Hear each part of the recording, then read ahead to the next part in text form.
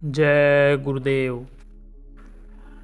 जहाज का तूफान से बचाव। जिस वक्त गुरु हरकिशन जी चोला छोड़ने लगे तो उनके शिष्यों ने पूछा कि अब हमें कौन उपदेश देगा। आपने उत्तर दिया कि बाबा बकाला गांव में मिलेगा। शिष्यों ने ढूंढना शुरू कर दिया, लेकिन उन्हें उस गांव में ऐसा कोई व्यक्ति न मिला जो उन्हें रूहानी उपदेश देने के काबिल हो। इससे इस बात की शंका पैदा हो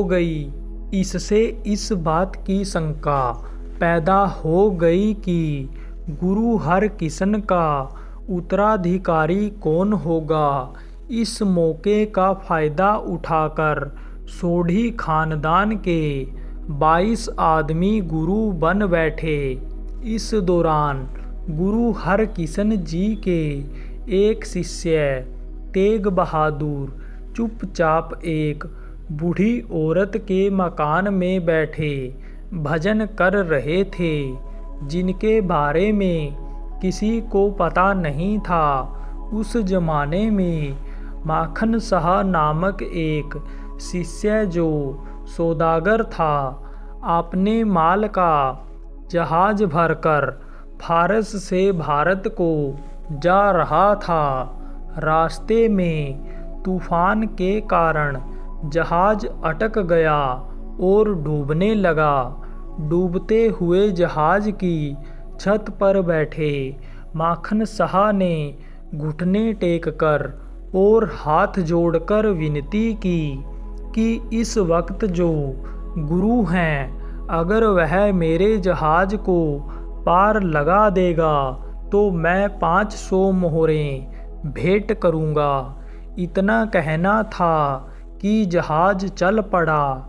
जब जहाज हिंद महासागर के किनारे लगा तो माल बेचकर उसने काफ़ी लाभ कमाया। जब वह गुरु हरकिशन जी के दर्शन करने और अपनी भेंट अर्पण करने के लिए गया तो उसे पता चला कि गुरु साहब तो चोला छोड़ चुके हैं। उसे बताया गया कि गुरु हरकिशन जी के उत्तराधिकारी के दर्शन के लिए उसे बाबा बकाला जाना पड़ेगा। वह पूछता पूछता बाबा बकाला आ गया। वहाँ 22 गुरु गद्दियों पर बैठे हुए थे। अब सोचने लगा कि मोहरें किसको दूँ। कुछ समझ में न आया। आखिर 5-5 मोहरें सबके आगे रखता गया कि जिसने मेरे जहाज को पार लगाया है अपने आप ही बोल पड़ेगा। लेकिन उन 22 में से किसी ने भी जिक्र न किया, सिर्फ आशीर्वाद ही देते रहे कि खुश रहो। आखिर उसने लोगों से पूछा कि यहाँ और भी कोई महात्मा हैं। किसी ने बताया कि एक और भी हैं जिसको तेगा कहते हैं। मन में सोचा कि चलो उनके भी दर्शन कर लें। अब गुरु तेग बहादुर जी के पास पहुंचा तो पहले की तरह 5 मोहरें आगे रखकर माथा टेक दिया। गुरु साहब ने कहा, बाकी मोहरें कहाँ है? तूने 500 मोहरों का वादा किया था।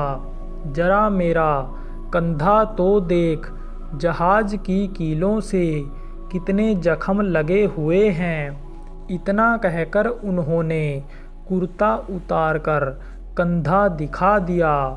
यह कौतुक देखकर माखन शाह ने चुपचाप 500 मोहरें रख दी। जब पक्का निश्चय हो गया तो उसी मकान की छत पर चढ़कर ऊंचे स्वर में आवाज़ लगाई, गुरु लाधो रे, गुरु लाधो रे, यानी गुरु मिल गया रे, गुरु मिल गया रे। जब लोगों को पता चला तो बाकी की 22 गुरु गद्दियाँ उठ गई। उनके रोजगार बंद हो गए। जिज्ञासु बहुत बड़ी संख्या में गुरु तेग बहादुर साहब की शरण में आने लगे। जब लोगों ने नामदान की अर्ज की तो उन्होंने कहा कि गठरी भारी है, गुरु के भरोसे से ही उठाई जा सकती है। संतों के पास नाम की दौलत होती है, सब कुछ होता है, फिर भी दम नहीं मारते, घमंड नहीं करते।